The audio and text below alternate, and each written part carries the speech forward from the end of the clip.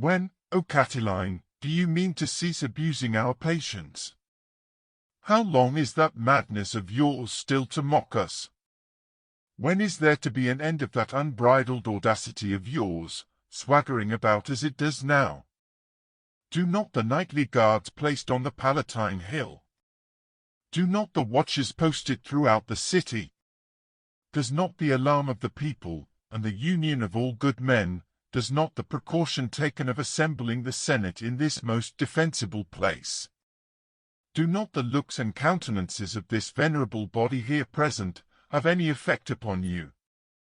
Do you not feel that your plans are detected?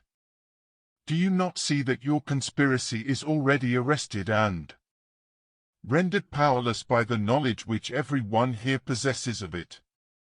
What is there that you did last night, what the night before?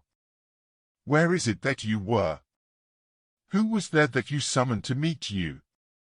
What design was there which was adopted by you, with which you think that any one of us is unacquainted?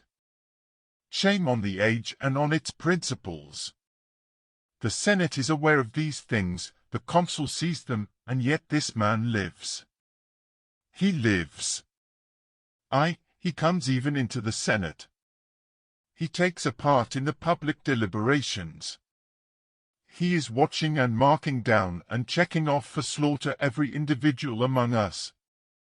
And we, gallant men that we are, think that we are doing our duty to the Republic if we keep out of the way of his frenzied attacks. You ought, O Catiline, long ago to have been led to execution by command of the Consul.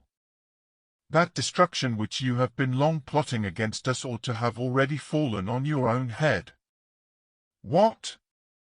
Did not that most illustrious man, Publius Scipio, the Pontifex Maximus, in his capacity of a private citizen, put to death Tiberius Gracchus, though but slightly undermining the constitution? And shall we, who are the consuls, tolerate Catiline, openly desirous to destroy the whole world with fire and slaughter?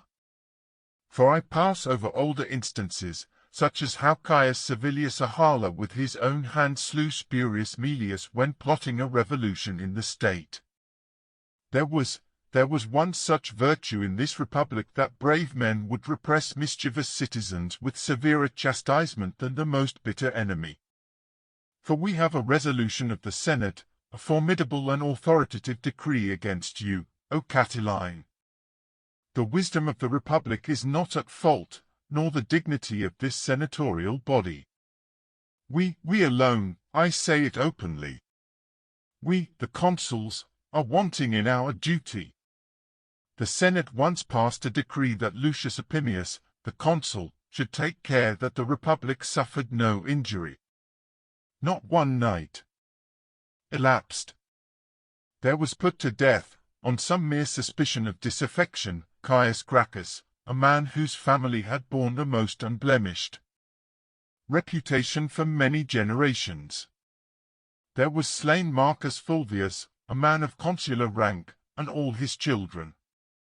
By a like decree of the Senate the safety of the Republic was entrusted to Caius Marius and Lucius Valerius, the consuls.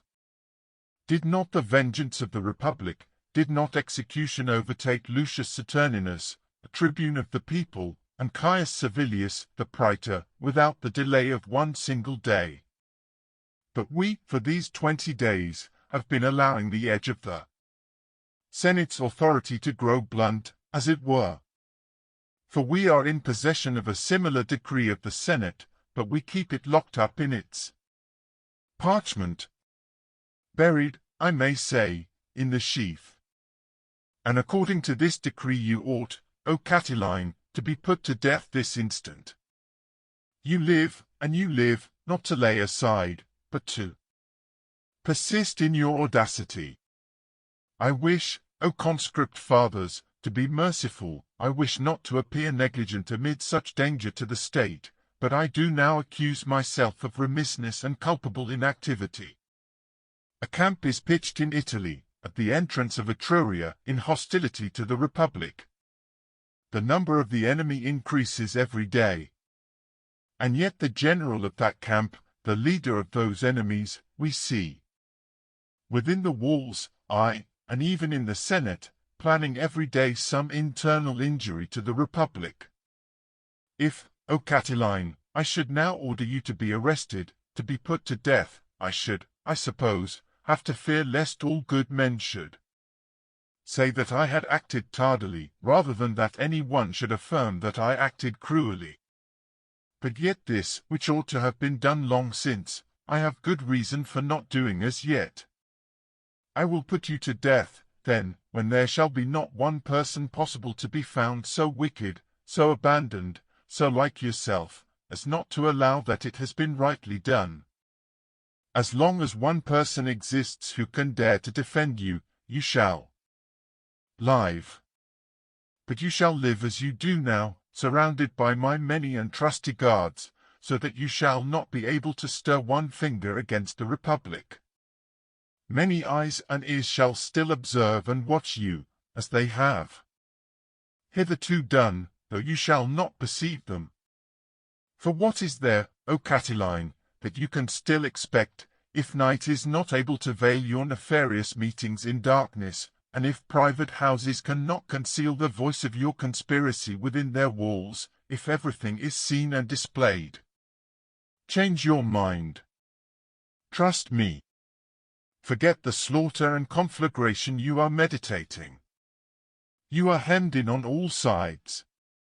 All your plans are clearer than the day to us. Let me remind you of them. Do you recollect that on the 21st of October I said in the Senate that on a certain day, which was to be the 27th of October, Manlius, the satellite and servant of your audacity, would be in arms? Was I mistaken, Catiline, not only in so important, so atrocious, so incredible a fact, but, what is much more remarkable, in the very day? I said also in the Senate that you had fixed the massacre of the nobles for the 28th of October, when many chief men of the Senate had left Rome, not so much for the sake of saving themselves as of checking your designs. Can you deny that on that very day you were so hemmed in by my guards and my vigilance that you were unable to stir one finger against the Republic? When you said that you would be content with the flight of the rest, and the slaughter of us who remained? What? When you made sure that you would be able to seize Praenest on the 1st of November by a nocturnal attack, did you not find that that colony was fortified by my order, by my garrison, by my watchfulness and care? You do nothing, you plan nothing, you think of nothing which I not only do not hear, but which I do not see and know every particular of. Listen while I speak of the night before. You shall now see that I watch far more actively for the safety than you do for the destruction of the Republic. I say that you came the night before, I will say nothing obscurely, into the Edile street, to the house of Marcus Lecker, that many of your accomplices in the same insanity and wickedness came there, too. Do you dare to deny it? Why are you silent? I will prove it if you do deny it. For I see here in the Senate some men who were there with you,